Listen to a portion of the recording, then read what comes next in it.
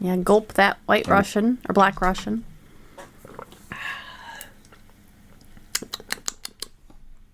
Poured another fat glass of it today. Yeah. Fatty glass. Fatty glass. Yeah.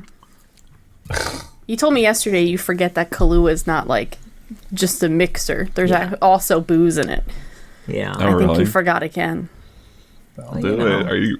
Are you a little sloshed for Aatrox? Not yet, but he certainly will be by a little intox for Aatrox, you know what I mean? I'm guessing the third mark, you're really going to start to feel it.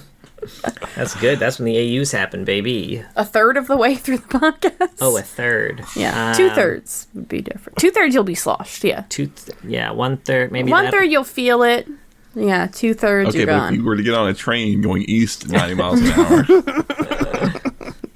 Joke's on you. Scared of trains. He's not, as far as I know. What are you? Okay.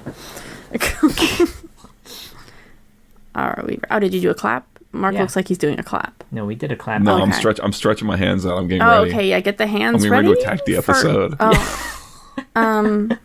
I don't want to know what you do with your hands during the episode. I don't usually see them. I don't know what to do Please with them. keep them down. It's just like da da da da da da da. Classic. Oh shit, he did the thumb thing. He broke his thumb. Oh god, Mark. Oh fuck. Mark pulling out some classic Family Guy bits. I think that was before Family Guy. Not the combination of the two along with that music. Oh, okay. Yeah, I didn't get that one. Sorry. I think it was because that was what my dad used to do. Was shit like that with that same music anyway. Interesting. Or your dad's a time traveler. No, And my he dad's Peter he Griffin. went to the future to just watch It's like Family Guy. He's Marlon. like, man, I love Family Guy so much, but it's not been invented yet. I really got to time travel. Well, the thing about Family Guy is that whole bit was a joke about Jesus. So maybe he was alive when Jesus was doing those tricks. They were talking about how his miracles had been Are you exaggerated trying to say over my the dad's years. old as fuck? What the fuck is Yeah, this? that's really rude. Mark's the youngest one here. Right? He's baby. Just He's out saying. of his 20s now. He's not baby. Jesus is in all of us. He doesn't have to be super old to remember Jesus. Where is I he? guess that's fair. He's in all of us. What other religions can we offend before we start the episode? Do you want to let's run down the list? Fuck It's it. okay, my dad's a deacon. I get the pass. I don't think so. I think that's how it works. I don't think they're happy with you. Oh, they're not, but Yeah, well. You married a heathen who refused to baptize your child. We all ready to go? yeah. I'm ready to go. Okay. Hello, lore heads, and welcome to the League, exploring the League of Legends lore from A to Z. My name is Rebecca. And I'm John.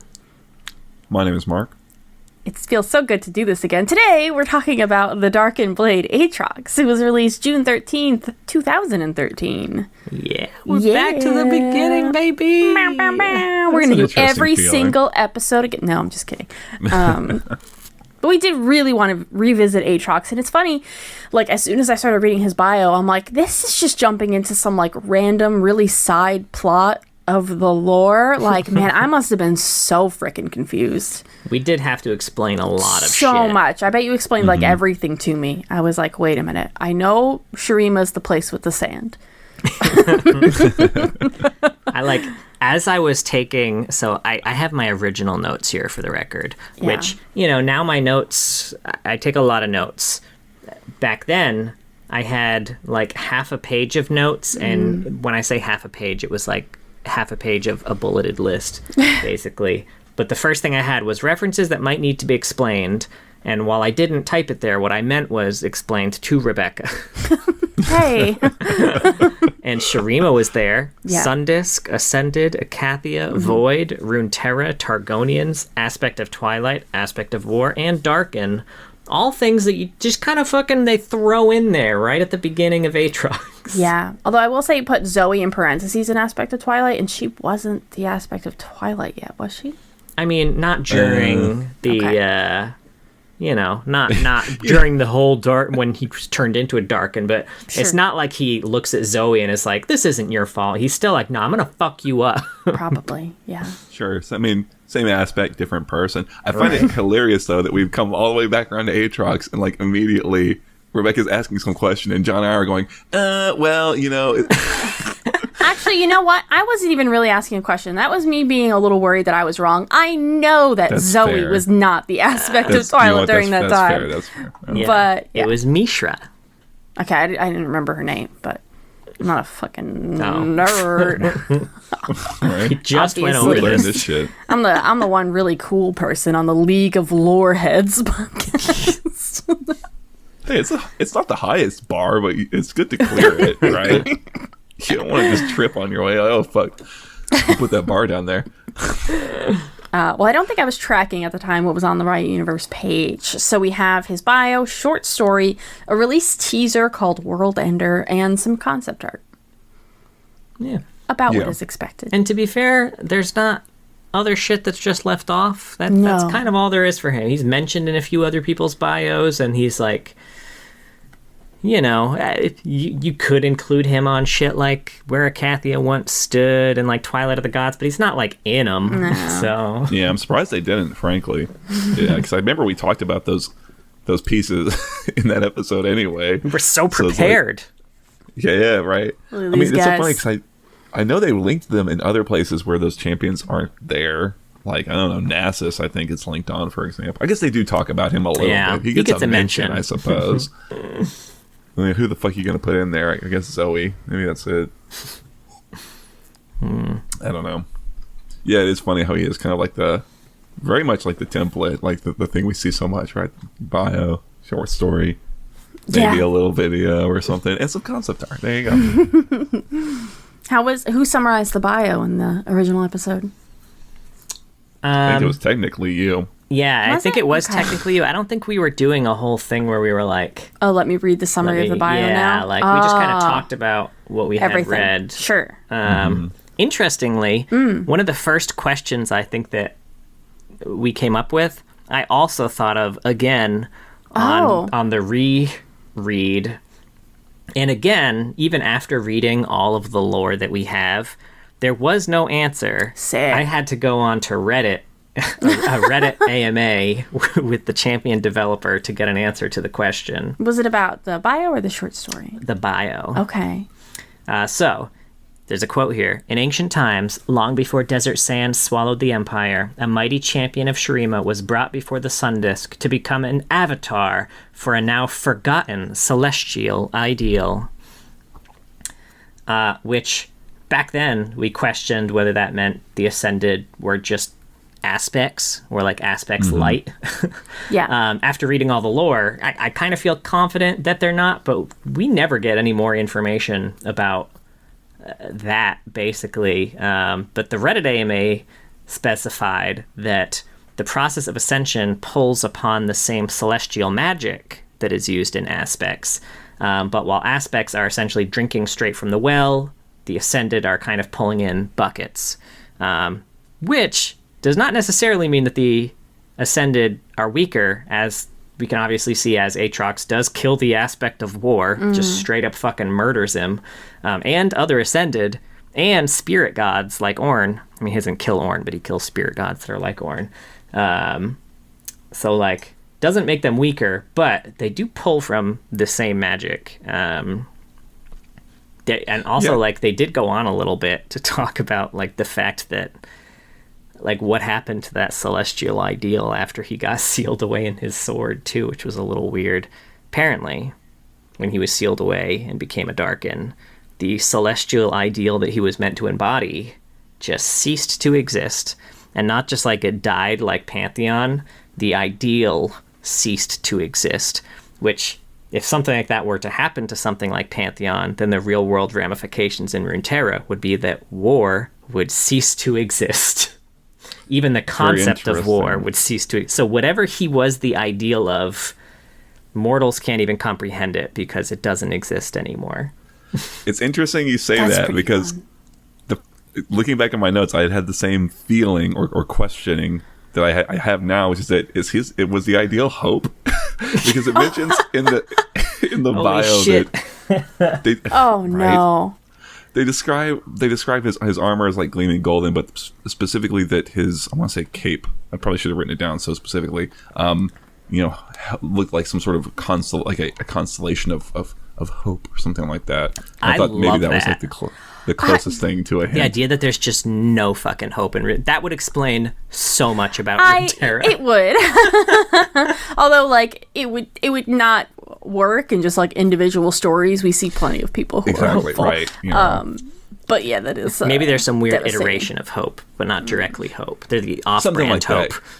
Maybe you can feel it, but you can't put a name to it. You can't acknowledge it. You can't. I don't know. Yeah, maybe. I don't know. But yeah, it's so interesting that you had so many questions around that line because it sticks out so much, especially when you know that you understand sort of the connection between the magics. I had my mind spun off into all these different realms of like maybe. Because I had not found that AMA, so it was still a big question mark for me. And it all kind of spun off into like, maybe he is an aspect. Maybe he's the only Ascended who's an aspect. And I thought you could really work in the fact that there used to be a different sun disk.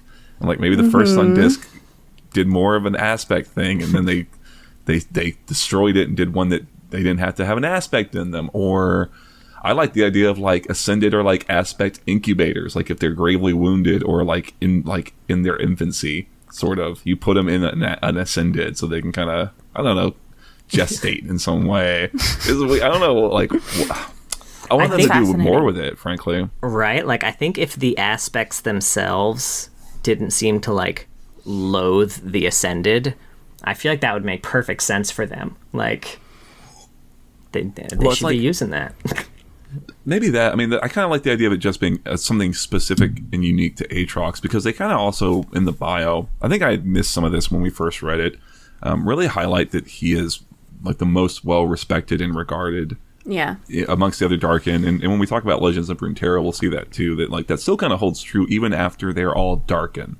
They don't really seem to like each other at all, but everyone, save for specific individuals, really still likes and respects Aatrox. Yeah, likes and respects Aatrox, and Aatrox in turn seems to still hold regard for everybody. So he really does kind of set him apart from all the other Darkens. So I like the idea that all the others are this sort of weak or just like fractured imitation. There's still people on the inside, whereas Aatrox is actually an aspect. Oops. Oh no, we lost him. Mark is frozen. You know what I mean? Also, my internet just came out. That's a real shame. Oh, he might have kicked out his cable. He wouldn't have done this again.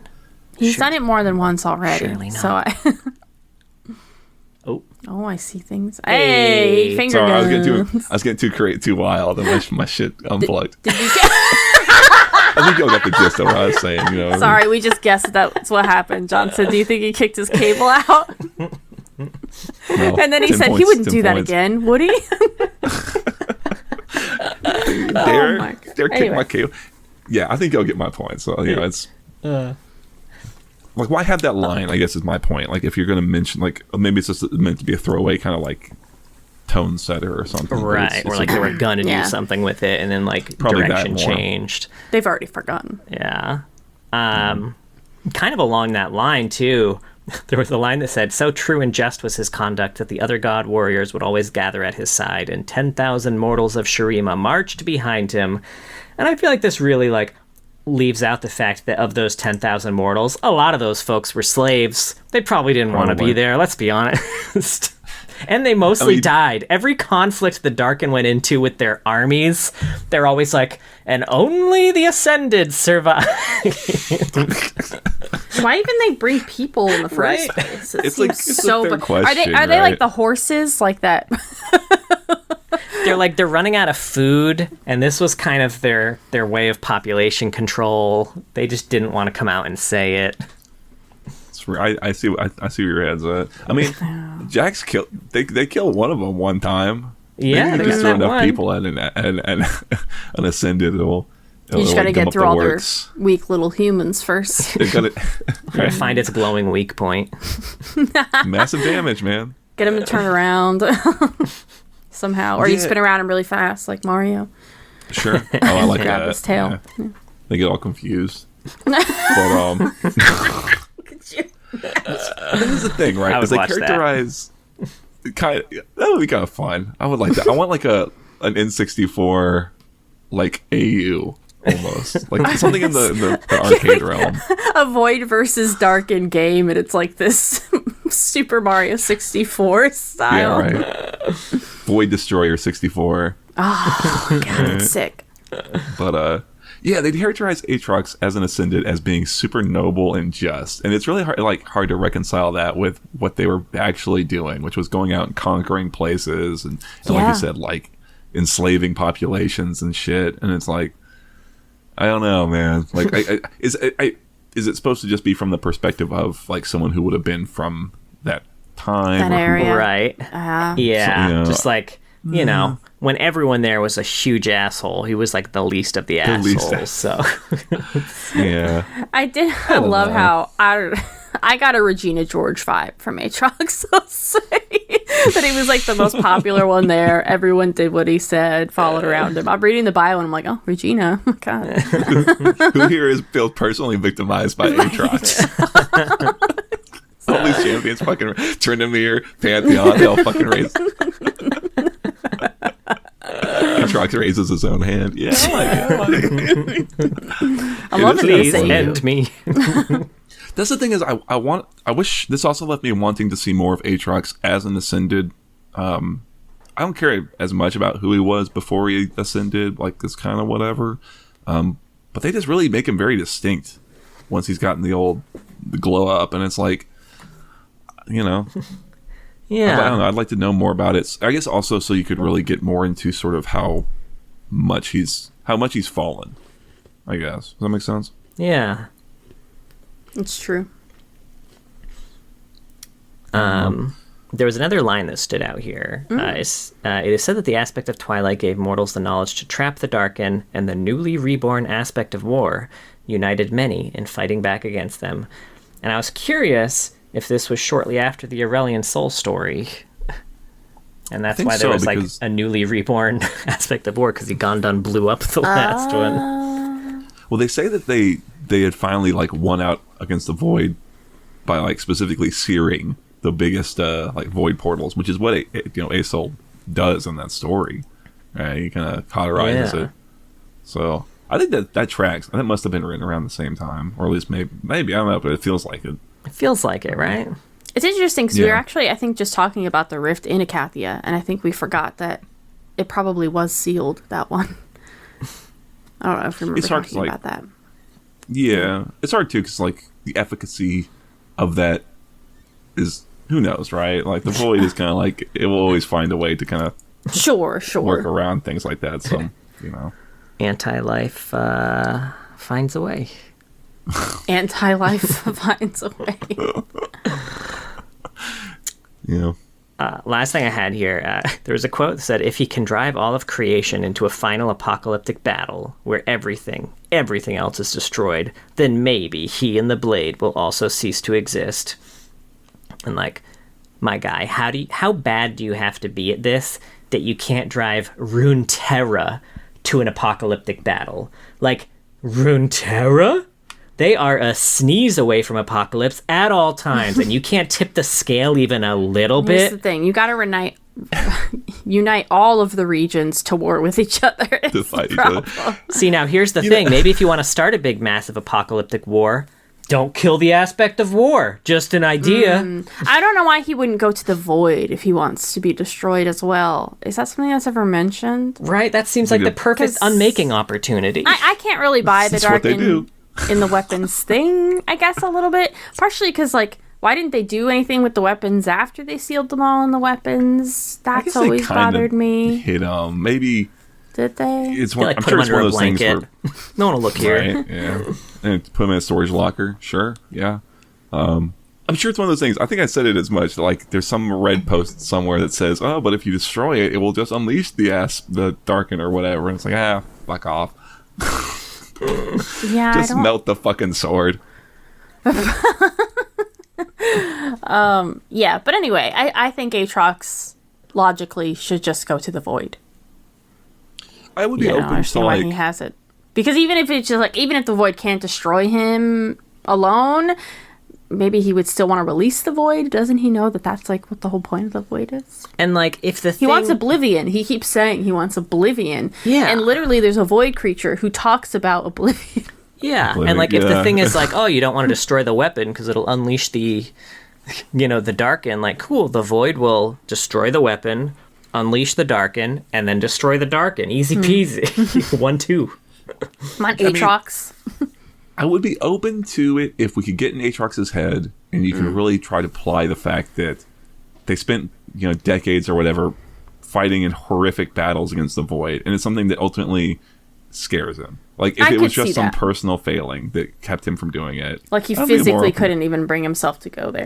Yeah. He wants to cause his own destruction. He doesn't want to be destroyed by something else. That's what he tells himself at night as he's sobbing in his sleep.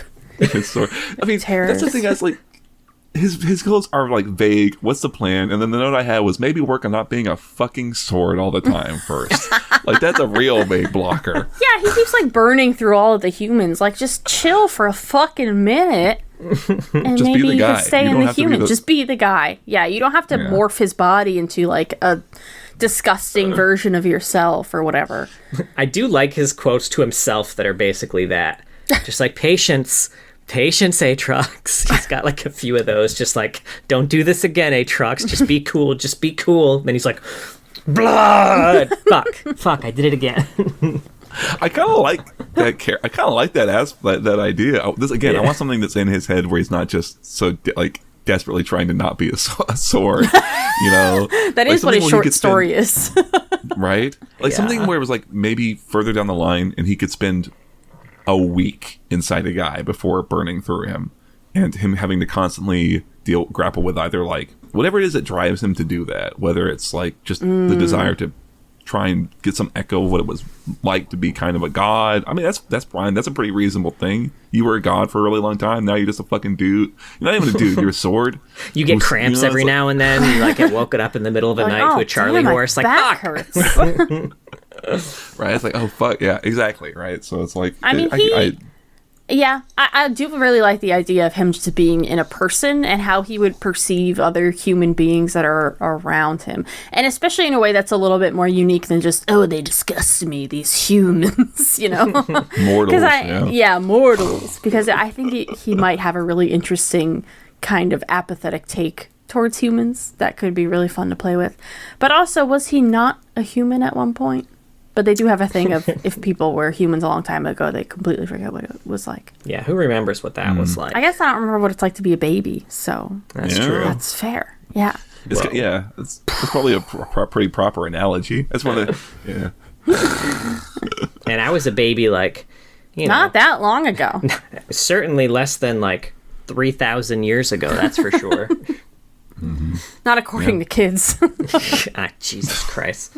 Nothing ruins your self-esteem like a fucking 10-year-old trying to guess how old you are.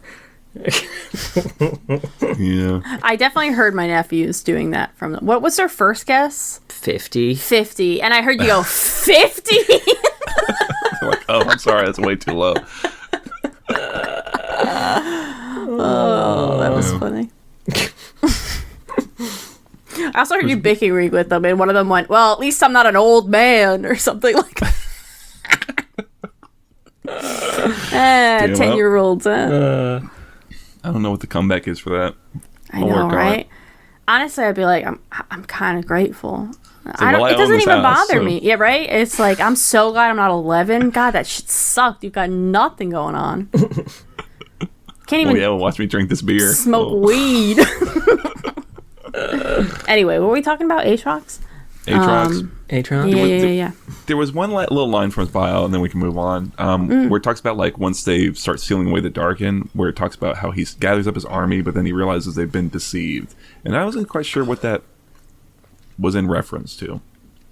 Because it's not in reference to it's not the Twilight of the Gods story, is it? I think it is following the Twilight of the Gods story. I know it follows it, because it's after they've got the power to seal them away, but I don't quite get, like, what is he deceived, or who is he deceived by? I feel like it may have been the weapon, or like the My guess is that, and I don't know exactly how... Here's this cool sword you can defeat your enemies with. Exactly. Like, I feel like the Darkin who are sealed in weapons, they weren't always necessarily using those weapons. Like, obviously, Aatrox always used a sword. He was kind of a sword guy, but I don't know if he always used that sword. Like, I'm curious if that sword was, like, a gift. It's like, hey, check out this super cool shit. Ah, psych, it was cursed and you're cursed and fuck off. So the aspect of Twilight just gave all the Darkin cool weapons. Right. Except for, you know... Kane, who got a lame weapon that Aatrox makes fun of a lot. Well, I will say, I'm looking at the bio now, and unfortunately, it does say that a force greater than 1,000 dead sons pulled them inside the sword he had carried into battle countless times. So maybe it's just that something someone did some bullshit on his sword, and I think that's what it must be. Here, I'm the sword repair company. Right? Like, I sharpened it, me lord. This is glowing moon shit on it. Don't worry about it. Yeah. Oh, there was one other thing I thought was interesting. It mentioned, I think another thing I missed when we first read this, that he will go out and try and like find people who are particularly like have a lot of, I don't know, vitality, and try and like sort of prep them to be his next host. I completely missed that the first time, and I think that's definitely what's supposed to be going on with, like, you know, Trindamere. Here's a guy who couldn't die, right? So he's kind of like a permanent, like, he's like a rechargeable battery almost. You get inside Trindamere, then you don't burn him out because he won't die. You know what I mean? That would be such a good story if they actually like had a little subplot of that. I had some theories about his interaction with Trindamere too, actually. Like, I was curious, the whole undying thing, because it wasn't necessarily established that was just something that he could do before he met before he met Aatrox. Like, that was something that he demonstrated the very first time after Aatrox almost killed him. But as he was dying, it said that, like, Aatrox whispered some archaic words at him and then laughed and left. I'm really curious if, like, Aatrox gave him the ability to not die as almost, like... One, I mean, I love the idea that it's, like, an incubator for him. But two, also, like, he hates it. He hates being alive. And I feel like it was kind of a little bit of, like, hey... enjoy this fucking curse, you piece of shit. Like, that would be... See, now I want an old man Trindamere where he doesn't fight off Kindred and Wolf, but they still can't kill him.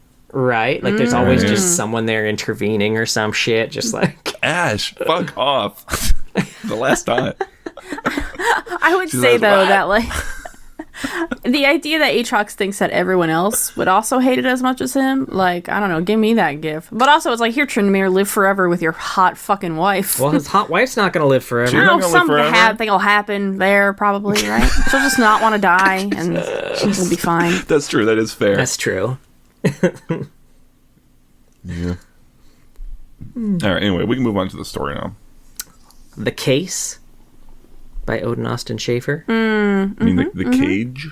The Cage, I was reading it, I was like, the case doesn't make much sense. It's what I wrote here, but... The living sword. Yeah. The Darkin brothers and the case. We've got to get the bottom of this. Holy shit. Oh, I love it. I want to see some Nancy Drew cover art with this shit. All right. In the Case of the really World Ender. Do we want to do a summary of it? I didn't write one down, but it's easy enough to go through. I remember it.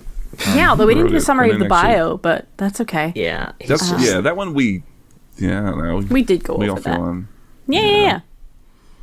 Sure. Who did y'all write that? This is an Odin Austin Schaefer one. Okay, yeah. Solid. Yeah, The Cage.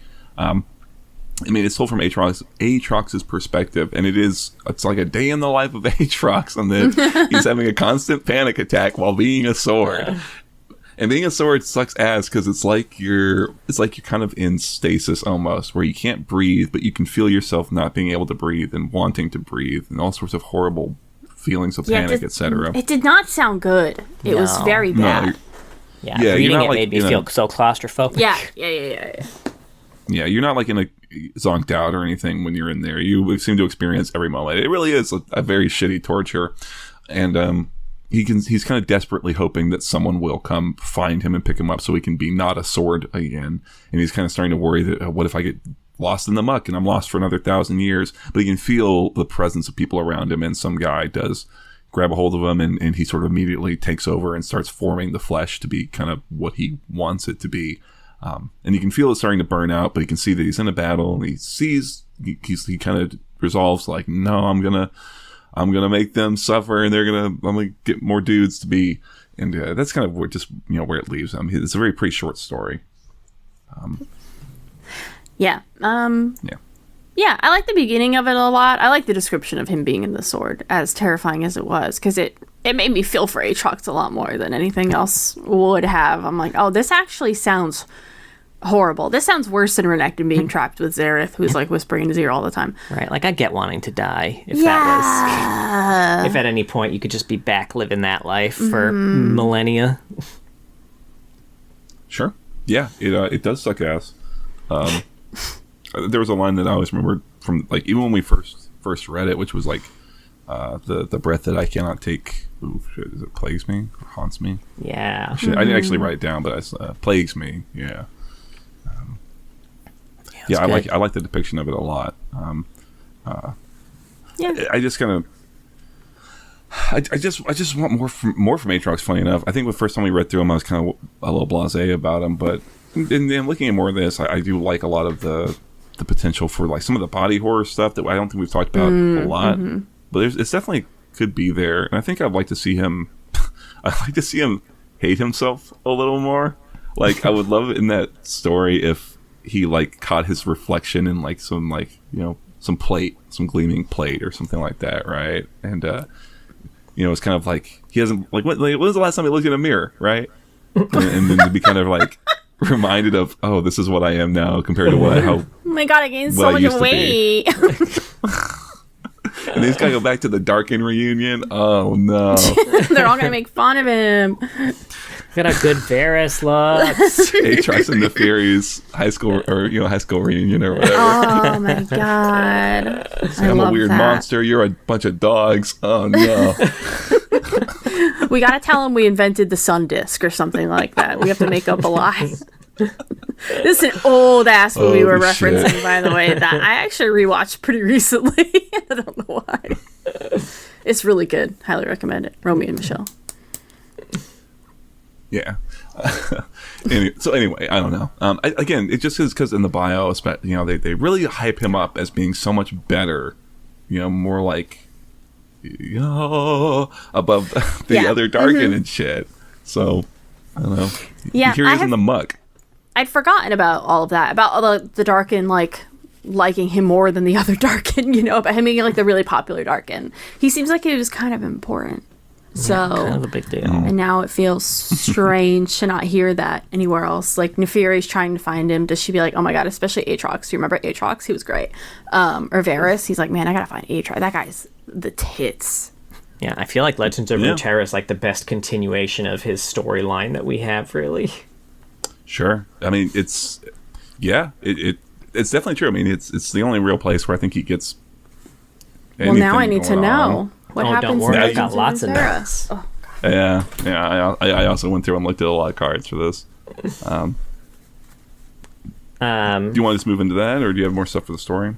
I don't have anything for the story. I was just going to mention real quick just other bios he just happens to be in for like old historical. Aatrox. Obviously, he's in the Tryndamere bio. He killed his whole clan, almost killed Trynd, but then taught him how to not die by learning. By whispering secrets. Whispering nothings. And Pantheon bio.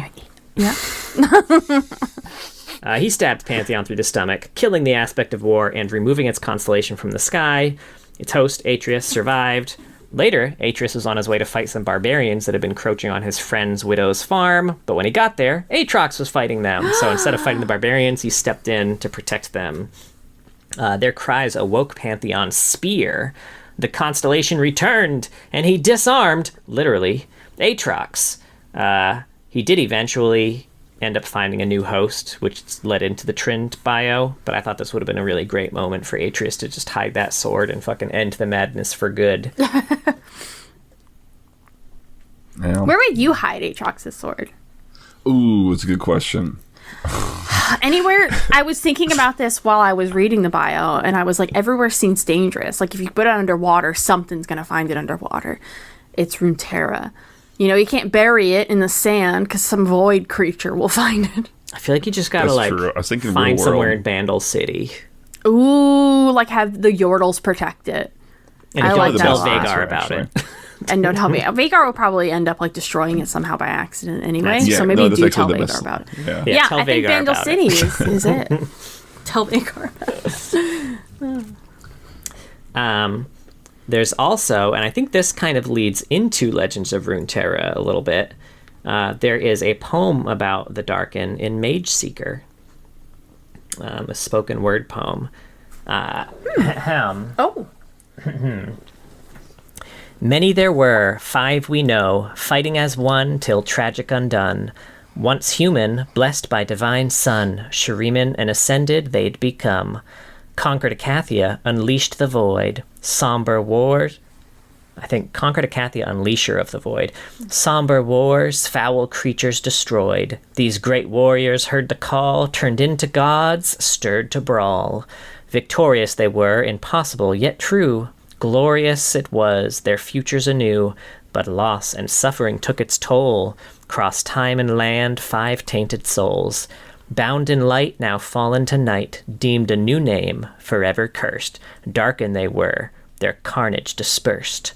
Throughout nations, fire and blood, devouring damnation, a crimson flood, till arcane sorcery found hope's glimmer. Chained to weapons, they 5 simmered. For ages past, locked away, never dead, but kept at bay. One blade bent on all things' demise, one scythe set on shadowed skies, one bow, arrow seeking atonement, one... I think I mistyped this. I have one How reaping life's very moments. Bow, probably? There was another bow already, though. Probably Howl, right? Howl, yes. One Howl reaping life. That's probably it, yeah. One Howl reaping life's very moments. One mandate declared loud in hate. 5 known darken, lie in wait. Risen to imprisoned their harrowing fates. And this also kind of made me think of how, like, the Darken probably were viewed as, like, tragic heroes in hindsight. For their part in Acathia. Like, especially with no one from Acathia to tell their side of the story, they were just kind of the crazy city that let loose the void onto the world, and then the Ascended sacrificed everything, including eventually their sanity, to make it right.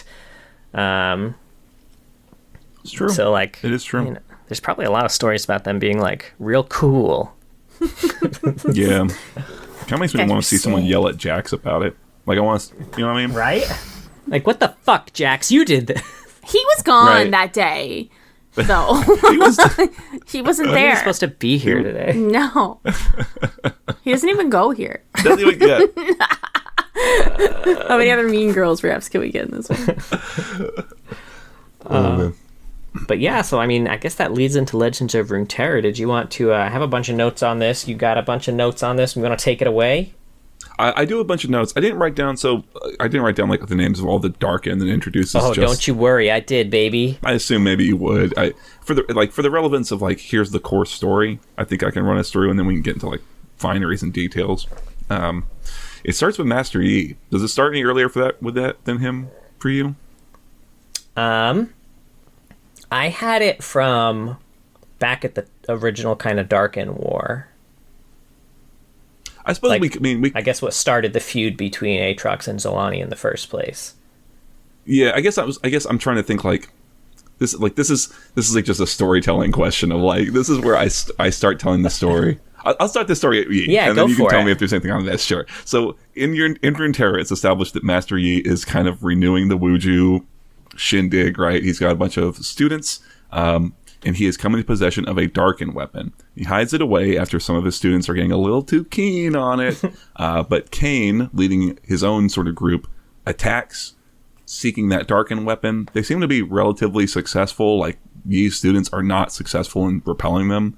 And as Yi is trying to fight them off, Yi's star pupil, named June, gives in to the sort of whisperings from the Darkin weapon grabs a hold of it and is immediately overcome by Sholani. So Sholani is a Darkin who's kind of introduced here. Her whole shtick is sort of like somewhere between mind control and like body control. They kind of established that when she was just an Ascended, she was a healer who used sort of like hemomancy, like blood. Yes, hemomancy, blood bending. Interesting. Yeah, to heal, and now is able to use it to sort of absorb and corrupt people around her. And Legends of Runeterra establishes that Aatrox and Sholani do not like each other. They have like a massive rivalry to the point that they actually fought each other when they were Darkin. He refers to her as the Coward of Acacia. Aatrox was, I think, a general there at the time, so it seems like she sort of ran or disobeyed or did something that made him super mad. When she comes alive, Aatrox sort of feels it and sort of rushes to go fight her and kind of hopes that in doing so their battle will kind of kill the whole world. It's in service to his goals, and he sort of sends out a clarion call to many other Darkin to come help him, and pretty much all of them do. It like I said, it introduces a bunch of new Darkin, way more than the 5 in that poem. Now, out of there curiosity, are all sorts of fun weapons. Do you have any like the original like why he fucking hated her so much? Do you have like the skinny on that? I didn't dig too deep into it. My read on it was something happened at Acacia where I read it as like she abandoned her post or in some way fled, and instead of helping to stop the whole thing. But I don't know, do you have more for me? Yeah, so when the Darkin were fighting, Aatrox's whole thing was like, guys, like, we gotta cut it out, right? Like, we gotta unite. Like, we gotta be one again. Like, this is ridiculous. And Zolani agreed that they needed to unite, but how she wanted to do it was to bloodbend them all under her control so that everyone would be united underneath her control. And Aatrox was not a fan of that strategy. It reminds me of It's Always Sunny when Charlie thought that them all wearing the same outfit meant that they would all be crammed in the same outfit. So she's like, wait, I thought, we all want to be one mind. So you just all come here. We'll all be one mind. It's mine. Yeah. But yeah, this whole thing, I guess, will foreshadow their future big battle. Mm-hmm. She's up to the same old tricks, right? And that's why he kind of rushes to fight. I mean, he also just kind of generally hates her at this point, and like back in the present. He calls all these Darkin to come help. They all just book it immediately. They all seem to respond to come help him and to go kill Sholani. They start their fighting, and she is able to take control of at least one of them, and potentially more. And while she's there, Kale and Rise also show up to stop it, because it's this big world-ending thing that's kind of happening. So you got this battle kind of happening between Aatrox and the Darkin, Sholani and her followers, humans that she's kind of corrupted and controlled, and Kale and Rise. And Kale has her own set of weird celestial divine followers. Now the big twist is, so John, I know you looked at the card arts, right? Did you look at the card arts? Yeah. All right. So Rebecca, can you look up Sholani, Xolanni, the Blood Weaver? No, that's a lot of words. Oh, I thought I was going to have you use your computer, but that's what my notes are. So we could put them back. And listener, you can do this too, but this is kind of the big development. So Xolanni. I think I spelled it wrong earlier. The Blood Weaver. Xolanni, yeah. Just to get a sense of like, so this is what she, yeah. Right. Is it this? Just get a sense of like, this is what she looks like normally. Yeah. She's a little leveled up here. Like when she first shows up, she doesn't have all this glowing situation going on, but it's pretty normal, right? Mm-hmm. But as a part of this big fight, Mihira, does that name ring the bell? No. Morgana and Kale's mom. Oh, right. Yeah. The aspect of justice returns to help fight and end this threat. Mihira is pretty cool also in her design. Shows up to help fight this threat and is killed and consumed, absorbed, whatever, by Sholani, who then becomes Sholani Aspect's Bane. You need to look up that card art.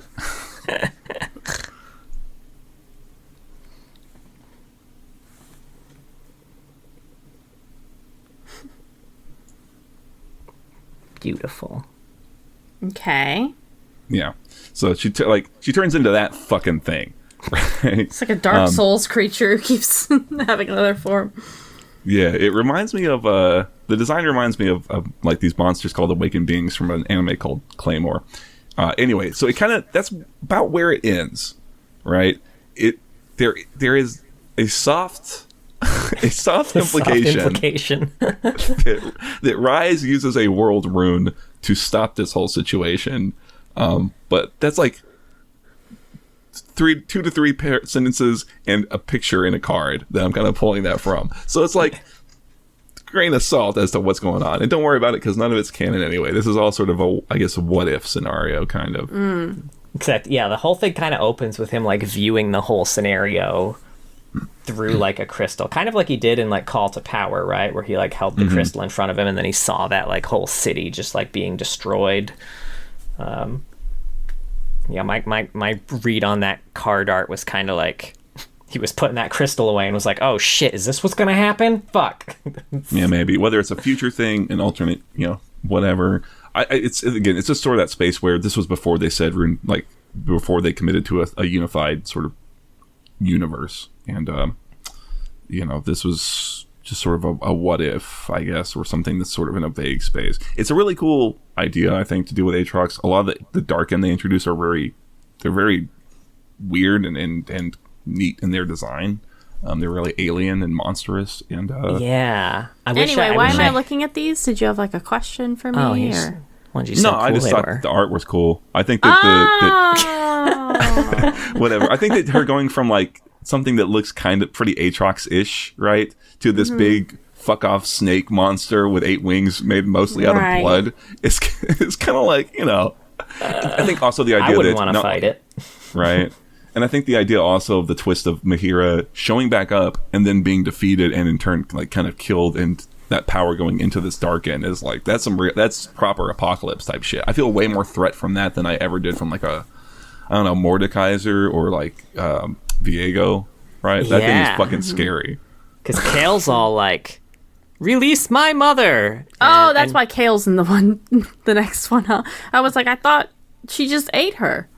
Because Kale's in the second picture, too, or the second card. I was confused. Yeah, anyway. No, Kale's like, release my mother. And she's like, we are your mother. On the other hand, that is kind of what Belveth is hoping to do. That's the thing, is that she's got a lot of overlap with Belveth energy. Yeah. Interesting. And they're both like in Shurima, too. I don't know. It's a little like... Poor Shurima. Right? It's like... Or they might be kind of near Targon, I'm not sure. Now, I didn't write down which creatures they were, but in case you're curious about the other Darken, we've got his honored captain, Giral, one of his soldiers, Tarash, his old friend, Pra, Balcox, Anaka, Haraza, Naganika, and Staratu, of which only Harazi and Naganaki do not have the double A. Interesting. They're not real Darken. Yeah, fake Darkens. Right. So there's this many Darken? Are they also all locked in their blade? They're all locked in various weapons. Okay, so they're locked in their weapons, but they can still move around? I don't know. There's something about... They've taken over bodies, or dogs, is in the Fury's case. I guess. There's something about Legends of Runeterra where everything that's happening just sort of precipitates their ability to just be like, okay, well, I guess I'm not stuck in the Freljord anymore, and then they just leave. I don't know how it works. I love that. I know they get hosts, but the idea, I don't know if it like gives them a power up so they can like call people more powerfully to get hosts. I don't know, but there is one card art of one of these Darken racing down from the Freljord through Demacia and just smashing through this giant wall, and it's pretty fucking cool. The idea that the Darken just like raced across Runeterra and smashed anything in the way to go get to this fight. That's great, though. Another thing you have to worry about in Runeterra... You might just get smushed. ...is that a god might get called and then go at lightning speed to that destination. It's very The Boys. Sure.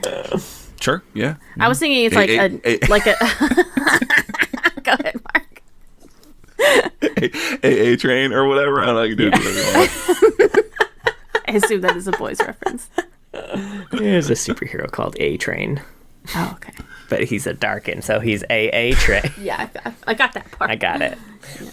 Is he literally a train? No, he's just real fast. He runs real good. Sure, yeah. Anyway, now you I were have saying, some I'm sorry. old lore Old that we didn't, we didn't go over back in the day. Sure. 'Cause Yeah, I read this. Yeah. Old Aatrox was very different. Interesting. Not a Darkin. That's so weird. Or was he? No, he was actually kind of like a folk hero Weird. in a way.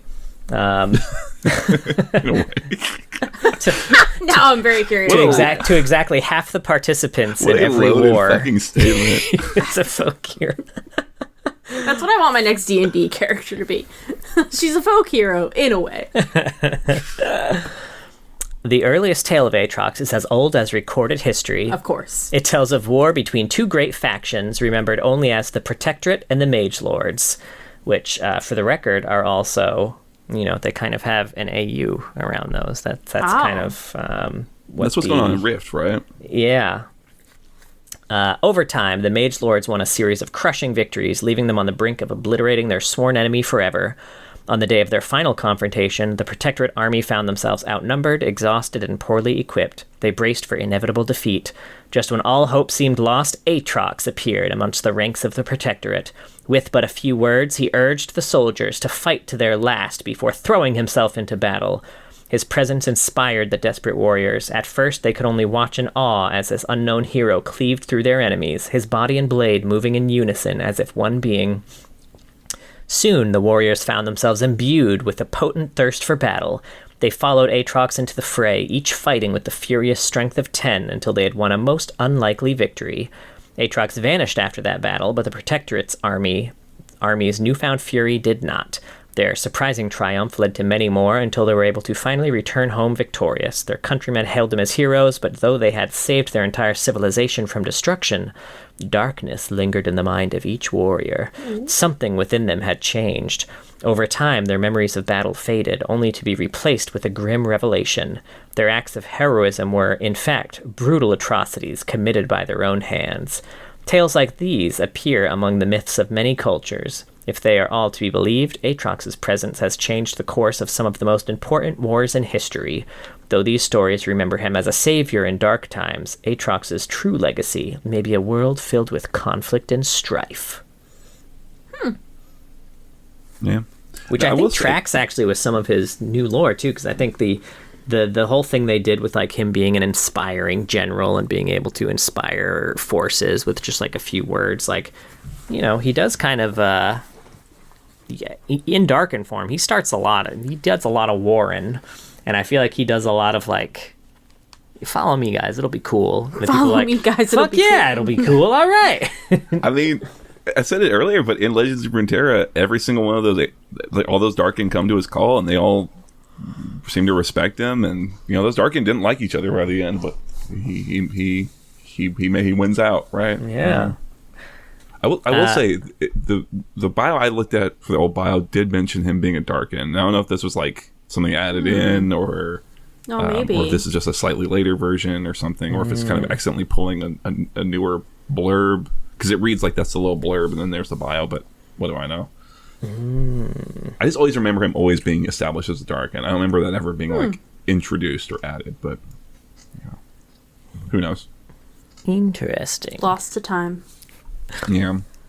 Actually, what is his current title? Is Darkened Blade. Darkened Blade now? Because he had a different old title, but did it still have Darken in it? Oh, do you remember what it was called? I know that in Runeterra, in Runeterra, most champions kind of have their little subtitles, but in there, his is different. It's the World Ender, because the Darkened Blade is like an actual card. Ooh, I do think that it might have been the World Ender now that you're saying it. Let's see. Oh no, actually it was, the Darkened Blade was what his original title was.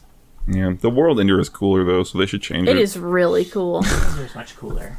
So I guess like that's in theory. Then so he was a things. Darkin. I don't He's know not if they like had officially established what that meant at the time, but he's not the world ender though under Runeterra. Like they would have to give so many people that title. yeah, he's That's like true. 15th in line. He's the prince who's never becoming king. One of many world enders. Yeah, I don't know. The only other Go ahead. Oh, go ahead. Oh no, mine's not related to anything really. Oh, I was going to say there's a short story with his old lore too. Okay, yeah, do it. Which is basically, it's called An Ancient Mystery in Runeterra, which reads like a series of either articles or journal entries from Ezreal as he investigates artifacts from all over Runeterra that bear the likeness of Aatrox. He's very confused that he's immortalized as a kind of hero in every culture, despite showing up in places like Demacia and Noxus. Like, how could you be a hero of Demacia and also a hero of Noxus? So he's very confused. He found a book of fables, and in one of those was a little snippet that said the character in the story is an arrogant general leading his warriors into battle and winning with ease. He has the last of his enemies cornered, but you know what they say about pride before the fall. A great warrior, that's right, our dark figure, appears in the battle. The arrogant general's enemies, men on the verge of death, are inspired by his presence. They rose from their knees as though he'd lit their very blood aflame. The shamed general watched as his men were cleaved by an army that had begged for mercy just moments before. His enemies had become murderers and butchers. As they closed on him, the general could not be certain whether they were still men at all. Most of the stories he finds about Aatrox are kind of similar. Small, outnumbered, overpowered armies about to lose, and suddenly the hero arrives, and the army has the power to defeat all odds. But at what cost? Oh. But yeah, that was his investigation. Dark. It is neat. It's Sorry, go ahead. What were you saying? No, nothing. We were just doing a bad joke together. Teamwork. Yay. Hey. I was going to say, it also comes with little pictures of all the little things that he finds. Yeah. Like he's got like a wood carving and stuff. It's cool. Little coins. He won some coins in a card game against Twisted Fate. He lost all of his money, and then the one hand he won, Twisted Fate paid him with like those coins, which are functionally worthless. I love that idea, though, of Ezreal going to all these different places and them having the stories of the same hero. Like, what an interesting mystery for him to solve. Yeah, it's pretty neat. And it's, like, cool to get to see Ezreal do something like that. It's something that, like... I thought you were just going to see cool to see Ezreal do something. It's the type of thing that, like, you know, his character would love. Yeah, like, that's what like, I feel like he should be doing, generally. Yeah. Yeah, it's neat. Now, Aatrox is in a few cinematics as well. Let's go. First of all, World Ender, which was his, you know, kind of release cinematic. Oh, that's true. That is the name of his release cinematic. Which is a great champion introduction. I feel like it looks great, even though it's pretty old. Yeah. We see his powers, even without even really seeing him until the end. We kind of get that, like, shadow through the smoke that's just getting progressively bigger as he kills things until we finally get to see him at the end. He's intimidating as fuck. And we were not always getting things like this back then, so it was pretty badass. Like, if you look at kind of the champion releases beforehand, like, there wasn't nearly as much of the whole, like, short teaser cinematic type thing. Yeah. Although this one was immediately followed up by Lucian's sweet-ass login screen and Get Jinxed, so they really went on a roll after this. Yeah. Get Jinxed stands out in my head as, like, the first big league thing I saw, you know? Yeah. Yeah, I mean, it was a real breakout. Really cool. Now, obviously, he shows up in Still Here, the newest seasonal cinematic, which we have a reaction for on YouTube that you should go check out. But he's just being a badass. This is the part of the story that takes place in the past. You know, that whole cinematic is past, present, and future, or potential future. This is the past one. He's fighting Kayle and Morgana outside of Demacia, presumably, and real cool fight. And he probably gets turned into Sword again by the end of this cinematic. Yeah. Luckily, he's got a whole army behind him, so that probably didn't last long, but... Do you think that's like rule number one when you join Aatrox's army? It's like, if you see the sword fall, Pick up the sword. You gotta pick up the sword. I know the last guy who did it got turned into a grotesque monstrosity, but you gotta pick up the sword. I can't stress this enough, guys. It's just because that guy sucked. You're better than him, right? It won't happen to you. Oh, man. It's like when you hit the snowball in ARAM, you gotta take the snowball. Your last 3 teammates just died individually going under tower by themselves. You're different. You're built different. That's why you take snowball on Jinx. You gotta get under there. Get that kill participation up. Now he shows up in Ignite during the Odd Ones Baron steal. The Aatrox is fighting the Baron and failing to secure it. Oh, shit. Maybe he was a top laner. He probably was. I feel like he was pretty much exclusively played there. He didn't have as many, like... I feel like part of what makes Aatrox better in jungle now is, like, he has more movement. You know, I don't feel like he had nearly as much of that movement back in the day. Yeah. I remember that coming up in the last discussion. Was like, since his kit has changed, a lot of what they describe here in the lore is really kind of disconnected now. Yeah, it doesn't fit. Well. He should have Viego's ult. Viego should fuck off.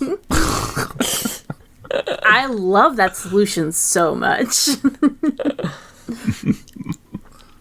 Now he shows up in Never Surrender, which was an animated cinematic inspired by the So sorry, I hit the mic and it... By the triumphant return of Gordon Hayward, a Tryndamere main and superstar NBA small forward.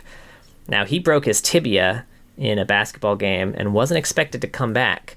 Now the imagery cuts back and forth between the basketball game and an in-game where he's Tryndamere and fighting against Aatrox. But summoning the power of Tryndamere, he returned and conquered his Aatrox. And played ball again, I guess. Nice. For him, that's good shit. Yeah. And then finally we have Represent, the 2019 MSI trailer, which is a pretty hype trailer. Aatrox's sword is there, which I know y'all give me shit for, but if Aatrox's sword is there, that means Aatrox is there. You're absolutely right. I'll give it to you. Shit. Can't even He's the one champion who's actually in that cinematic. Shit. You guys want a little treat? I do. John warned me he has a game for us, so do I have to turn around? Okay. Actually, just not look at the screen. I did block out the text in case you accidentally looked.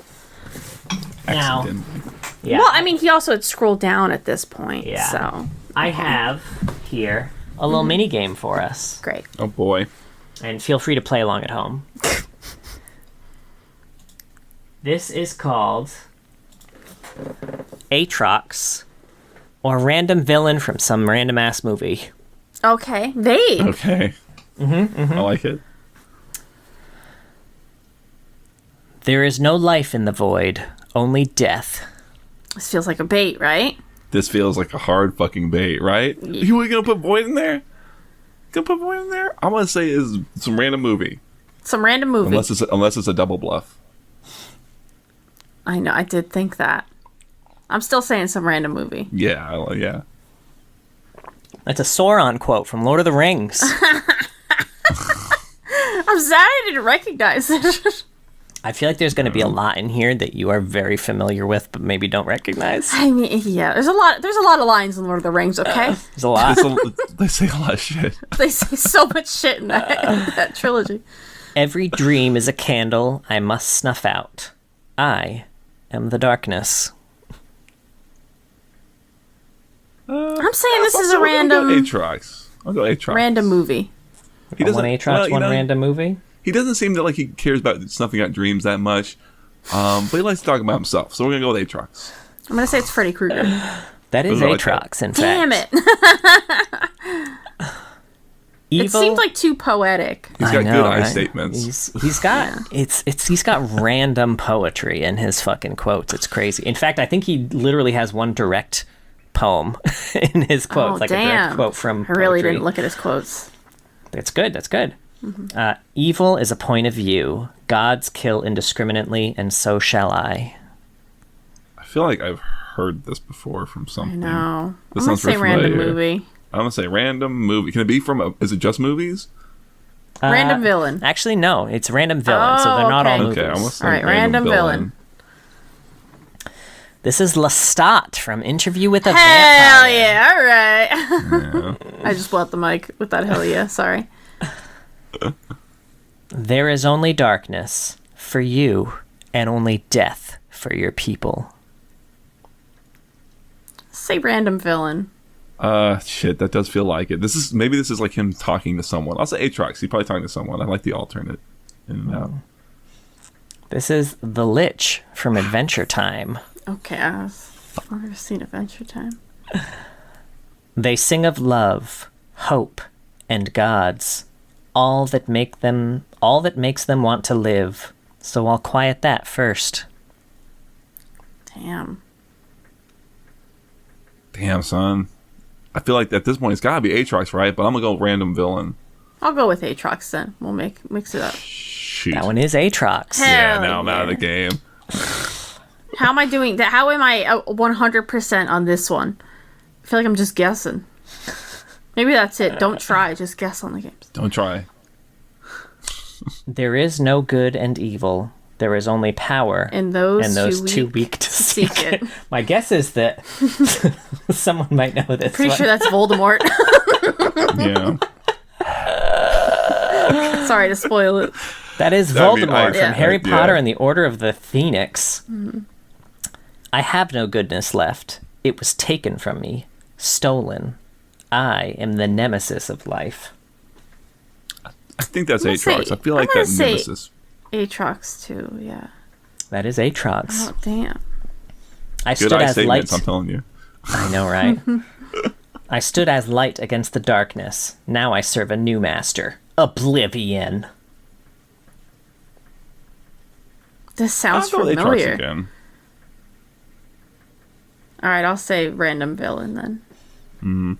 That's another Aatrox. Damn. All right, I got one wrong. The world is cruel, and the only way to survive it is to be cruel as well. This feels like an R-rated villain. 90s flick, so I'm going to say random villain. World is cruel. What was that, Mark, out of curiosity? That was from Hunchback. Because that quote is from wicked. Frollo, the Hunchback of Notre Dame. Oh, you knew it. Silent, you can trust this whole city. That's adorable. I definitely didn't recognize it. I shall not kiss the ground, nor let myself be wielded as a tool. I'm damned, but I will remake this world in my dark image. Seems I'm so going to on the say nose. a random villain because he doesn't want to remake the world. He wants to destroy it, right? Can I get the quote one more time? Yeah. I shall not kiss the ground, nor let myself be wielded as a tool. I am damned, but I will remake this world in my dark image. I'm going to go with Aatrox. I'm saying random villain. That one is surprisingly Aatrox, despite him not wanting to remake the world. What? I feel like this must be like maybe even an old quote that didn't get like, Oh, that makes updated. sense. I don't know. Life, dreams, hope, where do they come from? Such meaningless things. I'll destroy them all. God, I really spaced out during that one. Man, I want Aatrox. to go with Aatrox. I want to go with Aatrox, but I think if I do and we both get it right, we'll be exactly tied.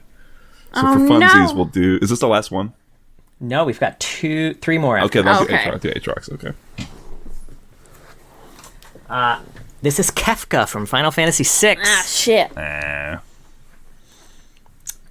Look at your noble courage. Now learn despair.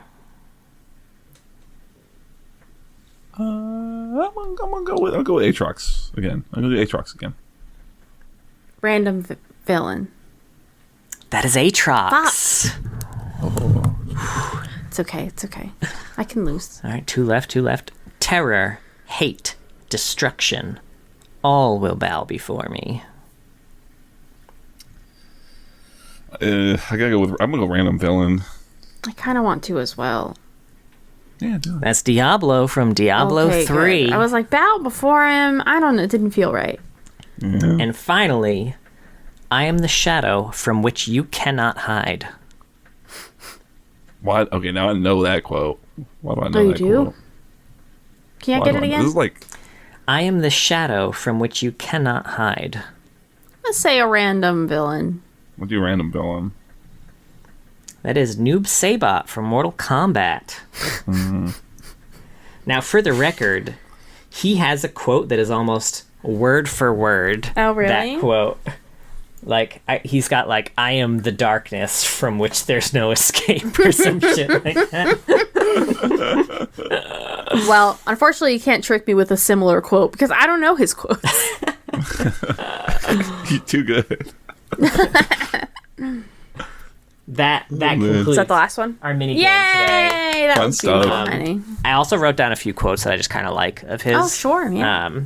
He's got a bunch that only trigger when someone else flashes mastery in front of you, which I fucking That's love. so funny. They need to do that with more champs, dude. Mastery, I must congratulate you. Obviously, your parents never had reason to. Oh my god. Damn, he's Right, spicy. why is your community so toxic? Right. Somehow, I doubt you've mastered self-esteem. I mean, true, Yo. but Aatrox goes fucking hard. He goes hard. he is Regina George. I was just kind of joking before, but He's got his fucking burn book over there. Right.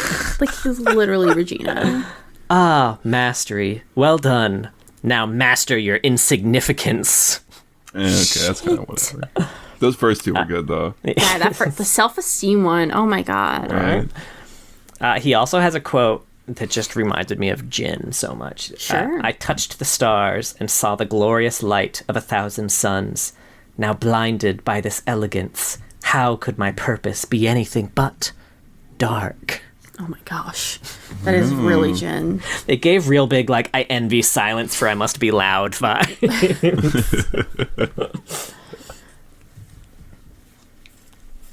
AUs. Yeah, I like it. Yeah, I like I the got some sensitive warrior AUs here. poet Aatrox.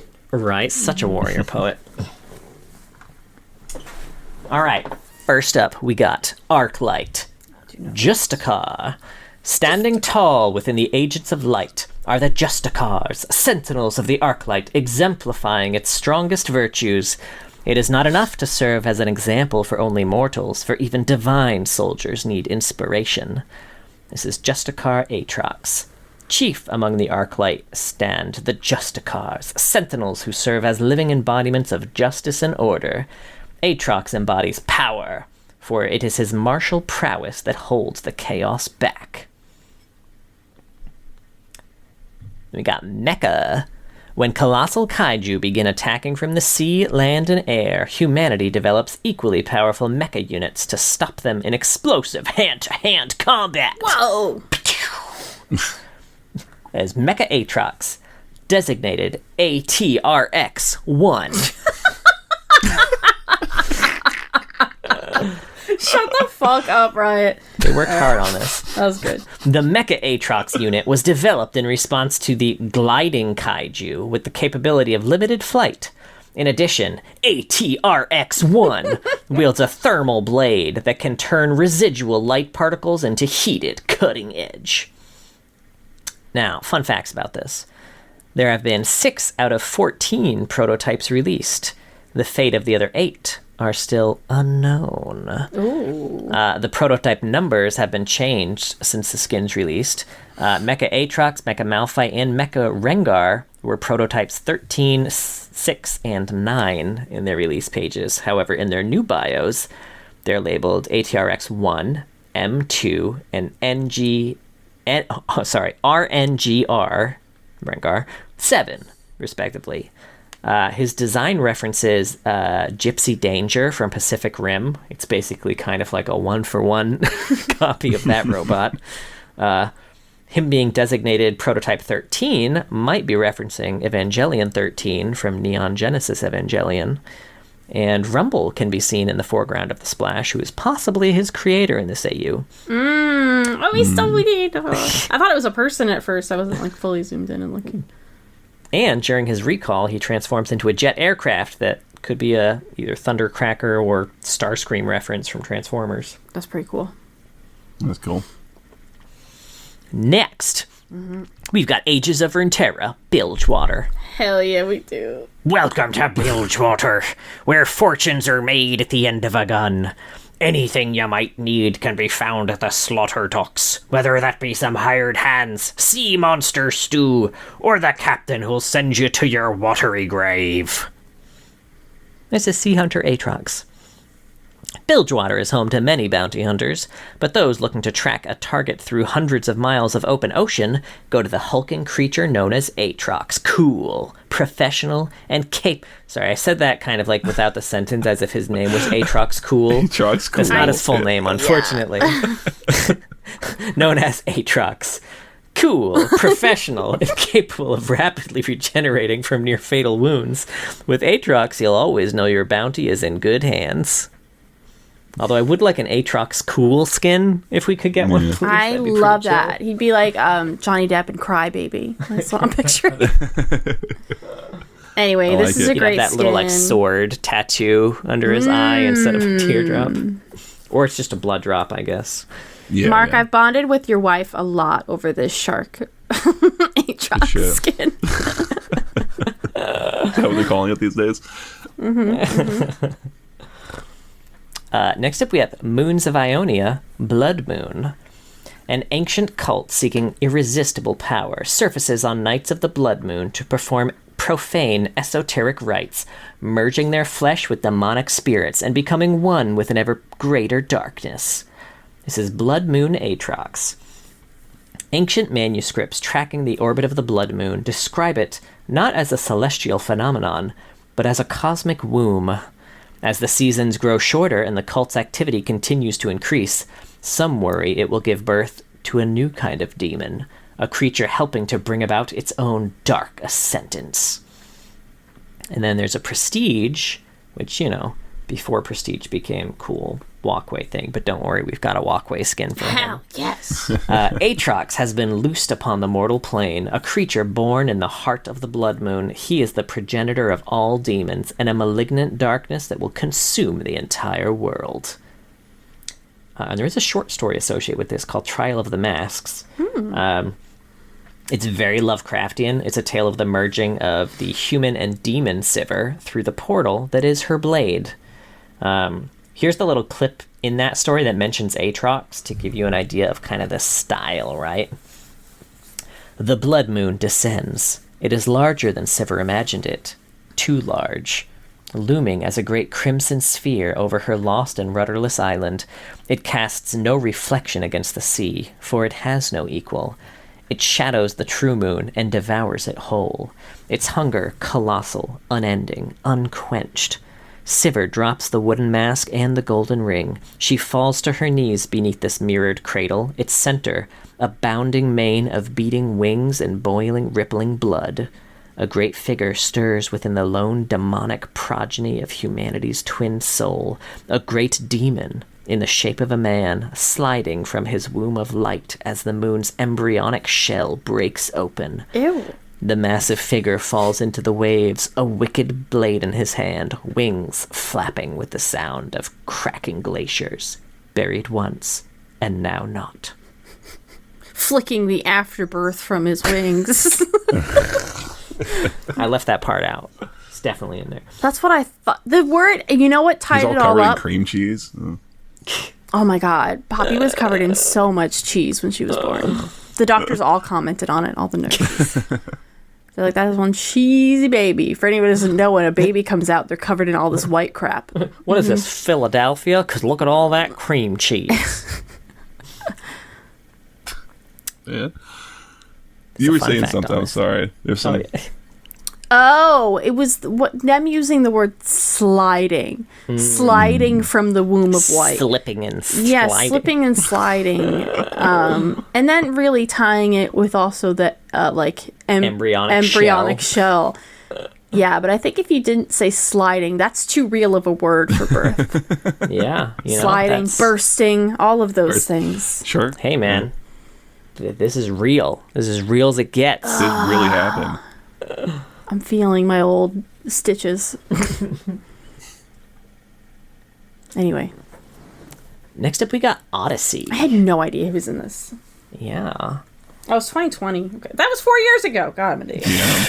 That was yesterday. Right? It's 2020. No big deal.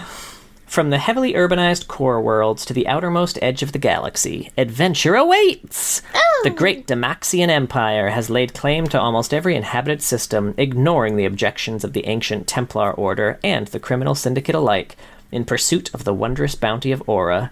This mysterious golden essence, drawn from the vast, majestic creatures that patrol the stars, is the lifeblood of all civilization, but also promises untold power to those who can wield it for themselves. This is Odyssey Aatrox. Aatrox is a violent and notorious crime lord whose name is feared throughout the criminal underworld.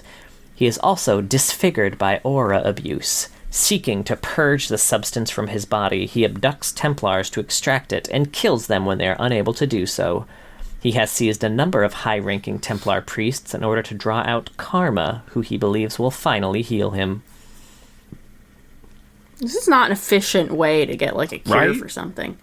Maybe, like, kidnap them all and make them all work together to try to find out what's going on. One at a time, and then you murder them. It's the only way.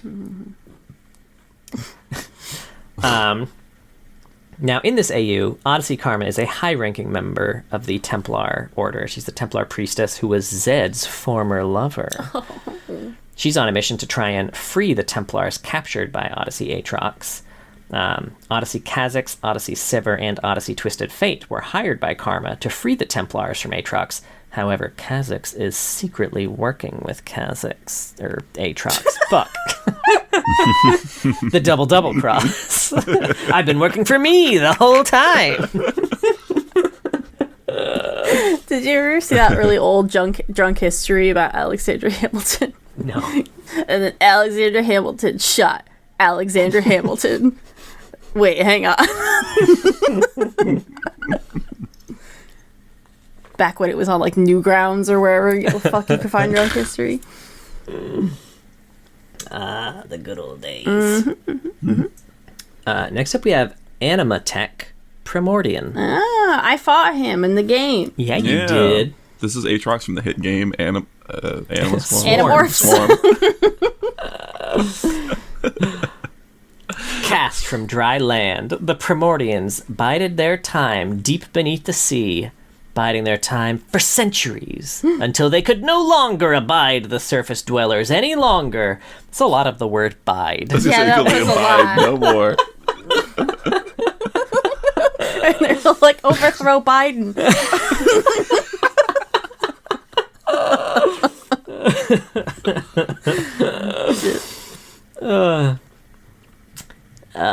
Yeah, they couldn't abide the surface dwellers any longer, nor their abuses of the planet. Thus, the Primordian Queen's judgment was made. Humanity's era in the sun is over, and that of the Primordians has only just begun. Damn. This is Primordian Aatrox. When the Primordians first attacked, humanity was unprepared, until Anima Squad formed to become its last defense. But they are safe no longer, for the Primordians evolved in turn. Their apex being is called Aatrox, whose understanding of humanity only furthers his hatred. His flesh has no limits, his sword no mercy. He is the harbinger of Anima's end. And there's a cinematic for this called Fight for the Final City, which is actually pretty cool. You should watch it.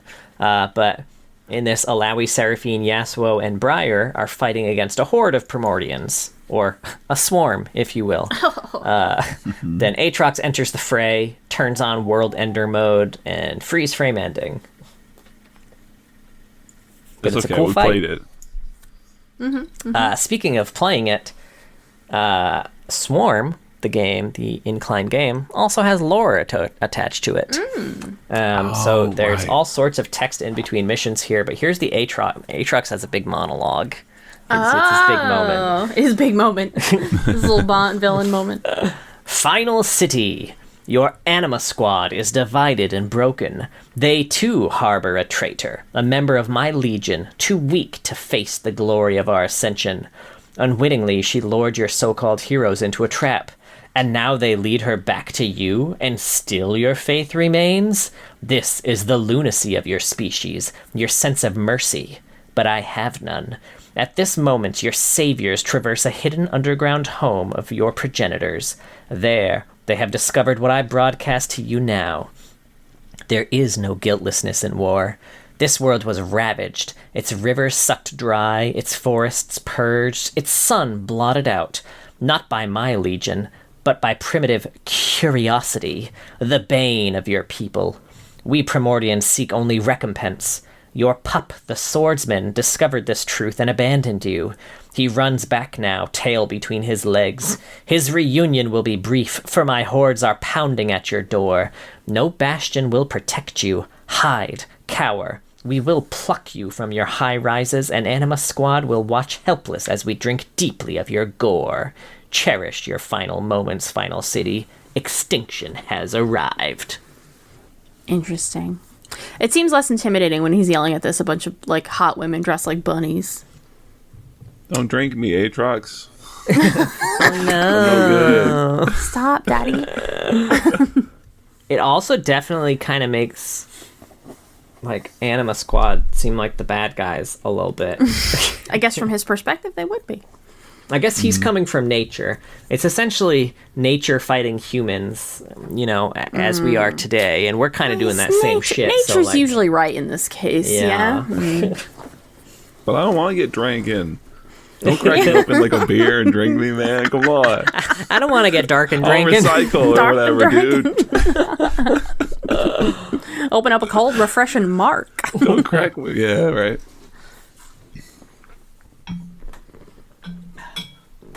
Now, fun fact here. His dance is a reference to the emo Peter Parker dance from Spider-Man 3. Oh my god, I have to see that. A lot of finger guns. Next up, we have Eclipse. Mm-hmm.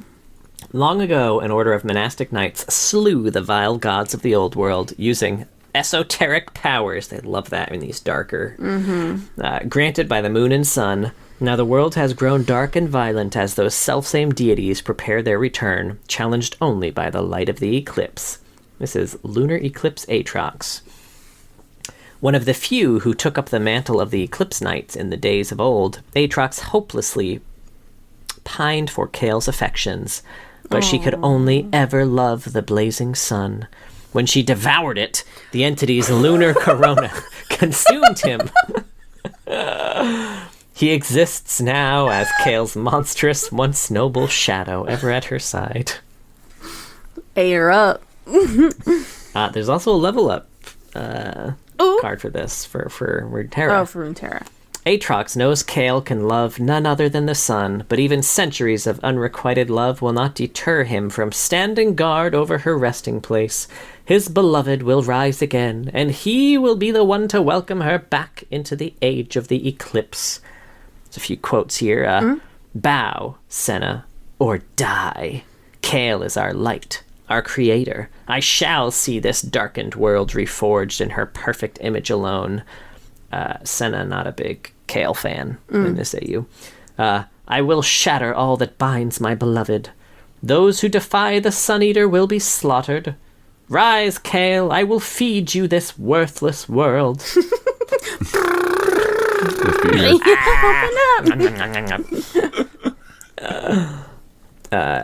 Yeah, that's that one. And now we've got Esports World Champions, which is our runway skin. Oh, today. Yes, let's go. Congratulations to your world's winners for 2022, DRX. This is Prestige DRX Aatrox. Aatrox is DRX's #1 fan, and he's got the goods to prove it, turning heads with his blue and white nod to the South Korean superstars. DRX and T1 supporters alike line up at Worlds to take photos, but he won't let his newfound fame distract him. He's just there to watch his favorite team take home the Summoners Cup. Hell yeah. This massive Aatrox sitting in like the stands with a little T-Mo hat. Aatrox, look here. Look little here, thunder look sticks or whatever. Right? the thunder stick. Whee!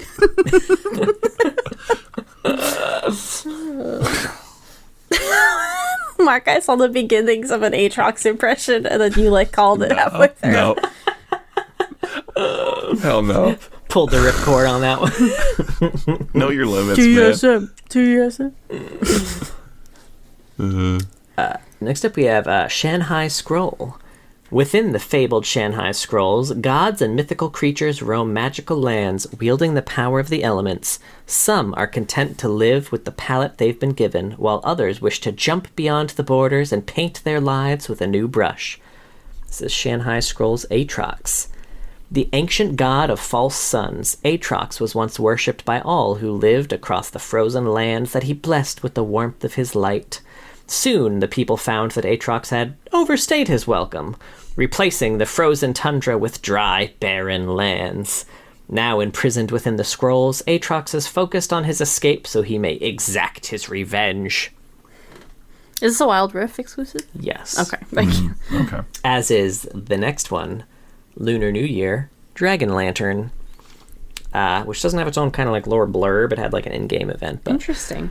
well, the skin does, but the universe doesn't. So this is Dragon Lantern Aatrox. When Aatrox unfurls his dragon flame wings and soars into the air, he brings the night of festivities to its climax, signaling to all the dawning of a new day. But what the merrymakers don't realize is that the ancient demon once had quite the penchant for cruelty. Though the dragon flames and lantern sprite have bound his appetite for chaos within the blazing lantern, his spreading wings foreshadow his uncontrollable nature's growing struggle to break free of its shackles. And there's a Prestige, which is kind of a continuation of the story here. With Graves and Zeri's help, Aatrox suppresses his destructive nature to become a magnificent guardian of the festival.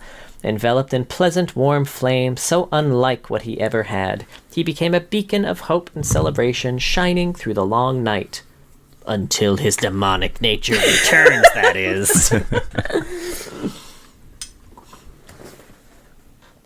Now, there was an in-client event for this. Basically, it followed Zeri as she learned the importance of the lantern lighting ceremony. Apparently, back in the day, nights were longer and demons were everywhere. Until a dragon appeared, breathing blazing flames and lighting everything up. And that's how dawn came to be. So now the city waits for the sun to rise on the next day of the festival. And that's, when the festival ends. At least that's how the mortals remember it. Now in this event, Thresh brings a lantern with a demon seal that powers up when mortals have fun on the night of the lunar extravaganza. Cyrus here too, she realizes that something is up. She's like a vestige of the old Evernight demon, who in this case is Aatrox. And so she's not opposed to Thresh releasing the Evernight demon, which he kind of wants to do, but she is a stickler for duty, and Thresh's duty is not to do that. So Thresh says that the darkness of the festival is the only time he ever gets to roam free and have fun. Aww. So he's hoping to use the Evernight demon's power to enjoy his freedom a bit longer, but he won't fully free him, right? He'll just kind of half free him so that it stays dark longer so he can have his fun. Just let me put the tip in. You're not going to believe this, guys. He breaks free. Oh my god.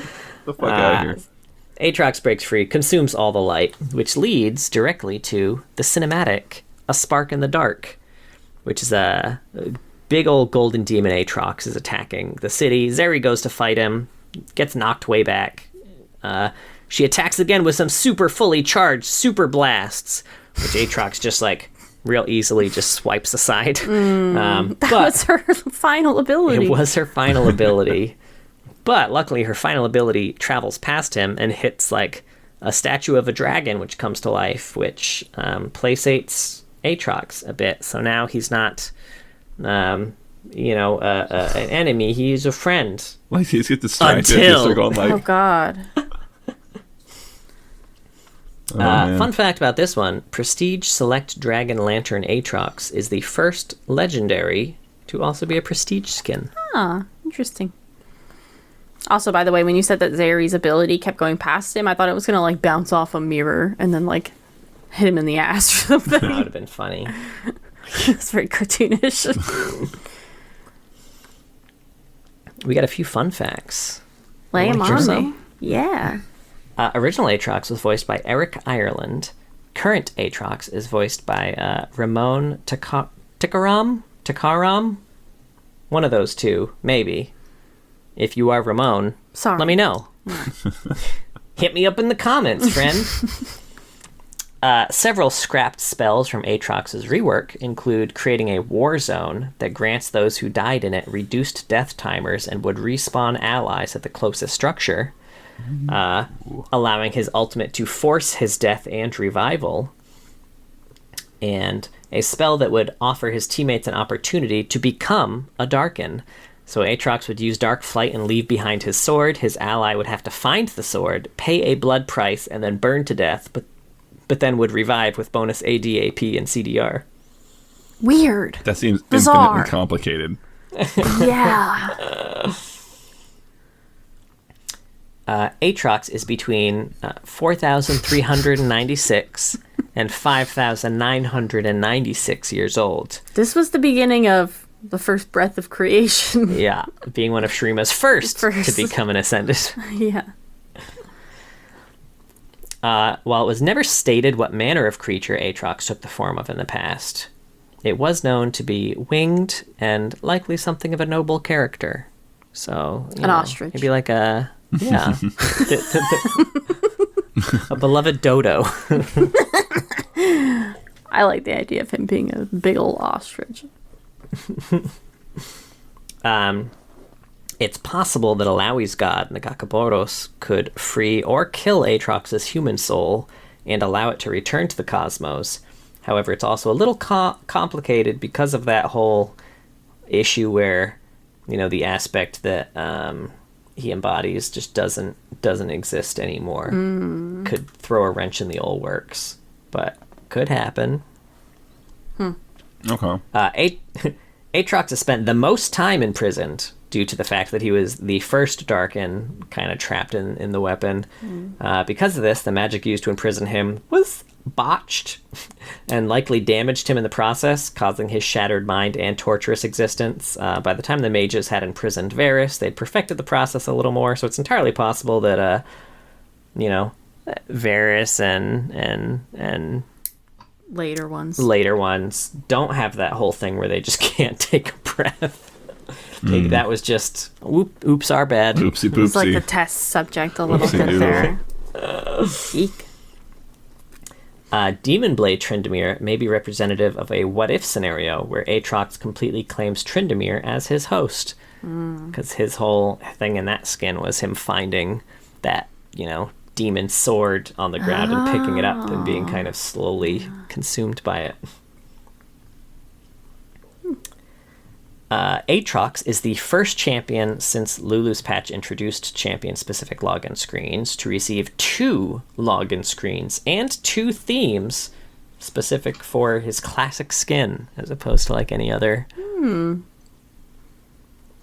Yeah, he's been given so much. Not lore, but other stuff. This is a fun fact I feel like we should share with Sarah. Oh. In-game, Aatrox can toggle his banner-style wings and his sword stance by pressing Control 5. Oh. Aatrox is one of 20 champions without a single ability power ratio on any ability. Nice. Aatrox does not respect Rost a whole lot, as he has yet to fully repossess his current host, Shada Kane. And he also criticizes his weapon of choice. He's like, I embody the noble sword I brought into battle, and were you lost in a field somewhere, or like... I will say, Aatrox is surprisingly sassy He's so and fucking catty. Yeah. Fucking quotes. That's why everyone loved him and followed around. He was gossiping. He had was all the good gossip. Such a gossipy bitch. I would have loved him. I love to talk to him. Also, he talked about a little on Varys, but it's implied, through his voice quotes, that there was a memo given to Varys by Aatrox, which explained that Varys had to use 2 A's in his name, officially naming him Varys with 2 A's. However, Varys thought the memo was absurd and refused to comply, which really pissed off Aatrox. I bet Varys said the F word when he... Yeah, he probably did say a little F swear. Yeah. Those are all fun facts. Yay! We redid Aatrox. We redid it. Yay, Aatrox. I re-listened to our original episode in preparation for this, And I'll be honest, folks, I feel like it was better than I was expecting. I was expecting it to be pretty bad. The audio wasn't where it is today, and like we didn't have any form or structure or anything, but like we had our delightful charisma. Yeah. You know, some of us more than others. Maybe. No, not me. I feel like everyone but me. I'm not the charismatic one here. Mm-hmm. Yeah, sure. Yeah. Yeah, you know, it's kind of fun to go back and listen to a little bit of it, right? Just how I think you know what was weird was like listening to it and us mentioning like, oh, Yone, pretty new champion. Oh, that's true. Yeah, that guy's been around for fucking ever now. It's so funny. Oh man, that is wild. Do we know what we're doing next, by the way? Are we going to an AU now? Was that going to be the pattern, like AU region revisit? I don't have the doc open. I'm opening it right now. We're gonna see here. We didn't really have anything planned. Yeah, I don't think we had planned anything specifically. Now, do we want to take this opportunity to do the champion creation? The champion creation. We each create a champion from a region of our choice that we think fills in a hole in the lore of that region. I like doing something like that, like something having something other than an AU, and then the next episode after this would be an AU, and we kind of hit like one AU a month, maybe one revisit a month while we're doing that. Sure. Does that seem reasonable? Yeah. And then we'll be into Arcane before too long anyway. So. Hell yeah. Did you have like a region in mind? No, I figure I figure we kind of each kind of choose our own, right? Okay. Yeah. Sure. So what should we call that? What's the pitch of it? Yeah. Yeah. I don't know what we call it. Let's call. God, this is a lot of pressure for having finished my drink. Let's Champion call Laboratory, it Champion Creation. I like Champ it. Stamp.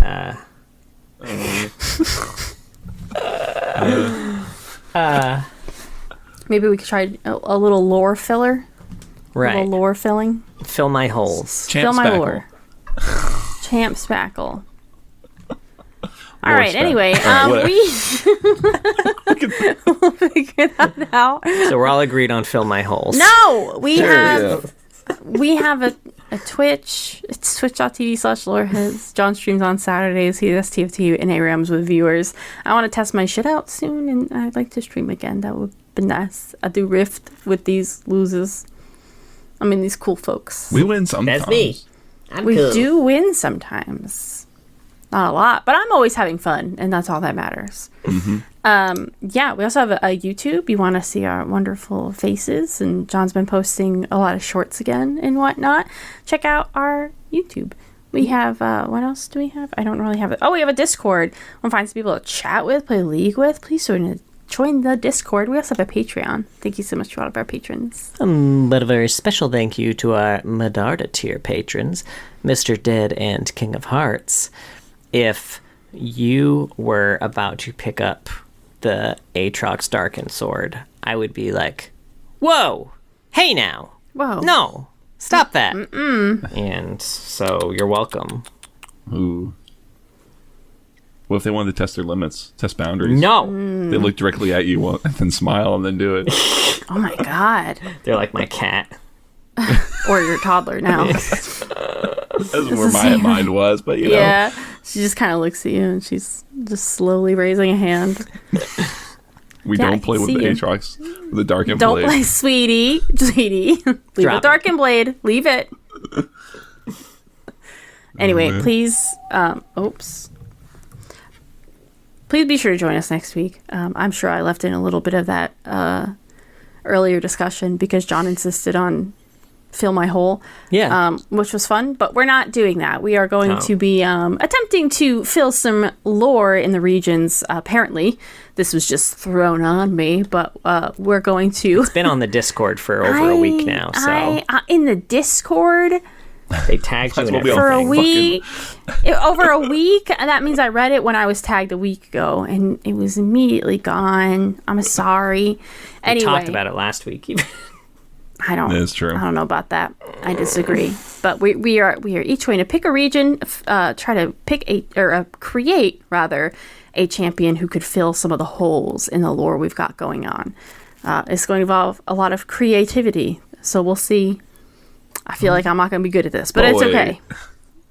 I believe. This is. I feel like if we get attached enough to the characters, we have to play them for D&D at some point. Right. I desperately want to. I almost started looking up Weird West settings so we could do a high noon one shot. Oh, I'd love to. Since we were talking about it. So. That's what we're going to do next week. Tune in if that sounds interesting to you. Tune in even if it doesn't sound interesting. Even if it doesn't sound interesting, you don't usually need to listen. The least interesting champions are the ones that end up being the best episodes, in my opinion. So, and nothing's gonna be least interesting compared to what we make. Oh, man. I don't think that's true. I think we can all beat the Shaco lore. But he could be anything.